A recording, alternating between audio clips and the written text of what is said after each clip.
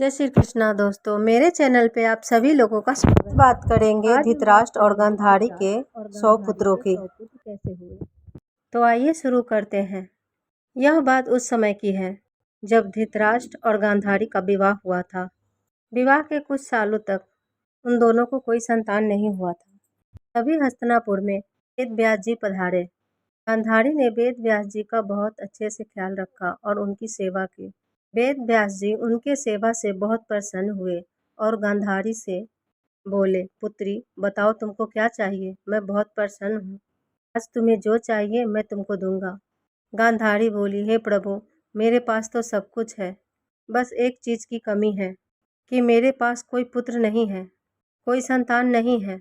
अगर आप मुझे कुछ देना ही चाहते हैं तो पुत्र वधू का आशीर्वाद दीजिए, ऐसा आशीर्वाद दीजिए जिससे मुझे पुत्र प्राप्त हो और मैं इस हस्तिनापुर को वारिस दे पाऊँ। वेद व्यास जी ने कहा, तथास्तु, ऐसा ही होगा। इतना कह के वेद व्यास जी वहाँ से चले गए। कुछ ही दिनों बाद गांधारी को आभास हुआ कि वह गर्भवती है और वह यह समाचार अपने पति धृतराष्ट्र को बताई।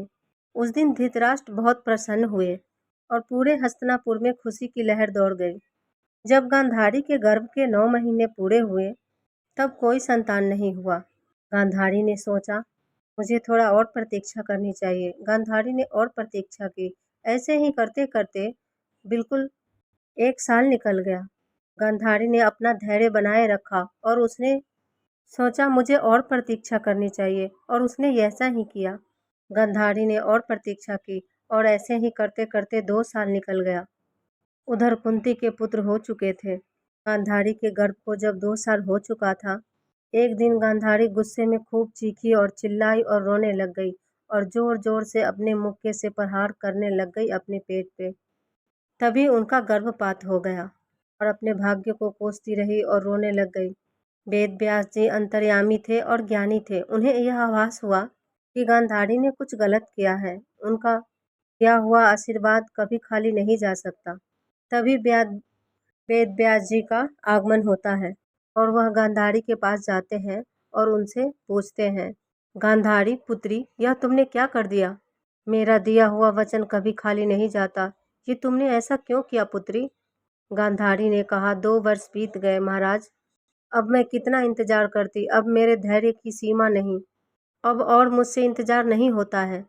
तभी वेद व्यास जी ने एक उपाय बताई और कहा, गांधारी तुम जाओ और 100 मटके मंगवाओ। गांधारी ने ऐसा ही किया। गांधारी ने 100 मटके मंगवाए। उस मटके को वेद व्यास जी ने आमंत्रित किया, मंत्रों से सींचा और गांधारी के गर्भ से जो रक्त और मांस के टुकड़े निकले थे उन सबको एक हांडी में लेके जमा किया और उन 100 मटकों में जिस मटके को अभिमंत्रित कर चुके थे उन सब में थोड़ा थोड़ा करके डाल दिया और उसको ढक दिया और उसे एक ऐसी गुप्त स्थान पे रखवा दिया और गांधारी से बोले कि इस रहस्य का किसी को पता ना लगे और तुम 2 वर्ष तक इंतजार करना, फिर देखना तुम्हारी मनोकामना पूरी हो जाएगी। इतना कह के गांधारी को वेद व्यास जी आशीर्वाद दे के चले जाते हैं। गांधारी इस रहस्य को गुप्त रखती है और 2 साल तक इंतजार करती है। 2 साल के बाद गांधारी उस स्थान पर पहुंचती है। तभी वह देखती है कि एक मटका सबसे पहले फूटता है और उस मटके से हाथ पांव बाहर निकलते हैं। गांधारी दौड़ के जाती है और उस मटके से उस बालक को निकालती है। वह बालक सबसे पहले निकलता है और वीर बलशाली जैसा प्रतीत होता है। गांधारी ने उसका नाम दुर्योधन रखा।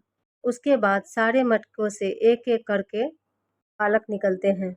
ऐसे हुआ था गांधारी और धृतराष्ट्र के 100 पुत्र, जो सबसे बड़े पुत्र दुर्योधन थे। वीडियो अच्छी लगी हो तो लाइक और सब्सक्राइब जरूर कीजिएगा दोस्तों। धन्यवाद।